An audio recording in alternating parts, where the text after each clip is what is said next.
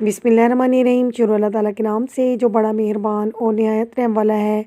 अस्सलाम वालेकुम my YouTube family, कैसे आप सब? उम्मीद करती हूँ आप सब खैरियत से होंगे। आज हम सर्दी के मौसम में गरम गरम सेवइयाँ बना रहे हैं, जो कि सर्दियों में बहुत ही मज़े की लगती हैं। ईद और शब रात पर भी ये बनाई जाती हैं।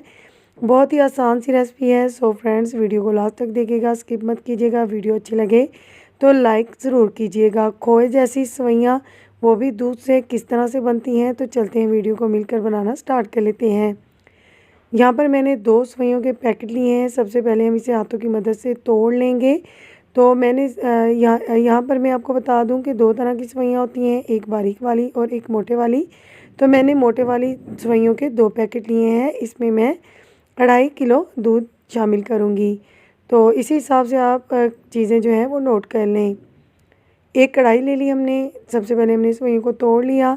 इसमें मैंने 4 चम्मच घी ऐड कर लिया है। लेवल करके घी ऐड किया है, ज़्यादा नहीं करना है आपने। तो इसके बाद मैंने इसके अंदर 3 अदद इलायची, छोटी इलायची सब्ज़ वाली, डाल दी हैं। जब इलायची की खुशबू आना स्टार्ट हो जाएगी तो हम इसके अंदर सेवइयाँ शामिल कर देंगे। फ्लेम को यहाँ पर मैंने मीडियम लो रखा हुआ है, ज़्यादा हाई नहीं करना है। इनको हमने 2 मिनट के लिए रोस्ट करना है, ताकि सेवइयों की जो अच्छी सी खुशबू है ना, वो आना स्टार्ट हो जाए। इससे हमारी जो सेवइयाँ हैं, इनको भून लेने से बहुत अच्छी बनती हैं। इसके अलावा अगर आप कोई नट्स यूज़ करना चाहते हैं, इसमें डालना चाहते हैं, तो इनको भी आप रोस्ट कर लीजिए। 2.5 किलो दूध मैं इसके अंदर डालूँगी, जो कि मैंने गाढ़े वाला लिया है। पतला दूध होगा तो हमारी सेवइयाँ अच्छी नहीं बनेंगी। यहाँ पर हमारी सेवइयाँ जो हैं, इनसे खुशबू आना स्टार्ट हो गई है। तो अब हम इनके अंदर दूध ऐड कर देंगे।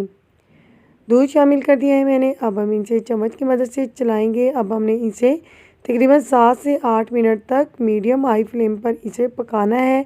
बहुत ही मज़ेदार बनती हैं फ्रेंड्स। आपने इस सर्दी के मौसम में गरम गरम सेवइयों को ज़रूर ट्राई करना है।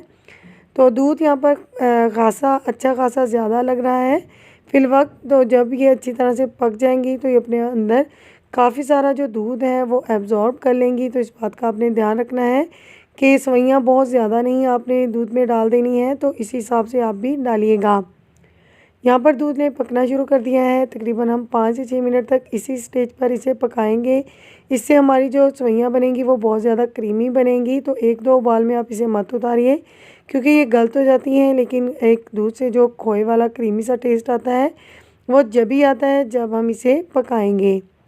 अच्छी तरह से एक दफ़ा से हम इसे चला लेंगे। तो बेस्ट है कि आप इन्हें रोस्ट करके बनाएं। अक्सर लोग बनाते हैं, दूध उबलते हुए दूध में शामिल कर देते हैं, तो सेवइयाँ तो बन जाती हैं, लेकिन उनमें ये जायका या टेस्ट नहीं होता जो इनको रोस्ट करने से आता है। फ्रेंड्स, आपने इस वीडियो को लाजमी ट्राई करना है, फिर अपना फीडबैक मेरे साथ शेयर करना है कि आपको ये मेरी आसान सी रेसिपी कैसी लगी है। वीडियो अच्छी लगे तो फैमिली मेम्बर्स और दोस्तों के साथ भी ज़रूर शेयर कीजिएगा।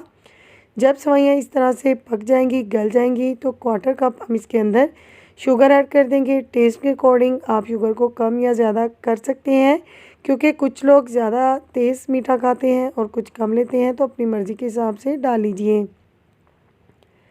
शुगर ऐड करने के बाद तकरीबन 2 मिनट के लिए मज़ीद हम चम्मच को चलाते हुए इसे पका लेंगे, ताकि जो शुगर ने पानी रिलीज़ किया है वो भी अच्छे से पक जाए, ड्राई हो जाए।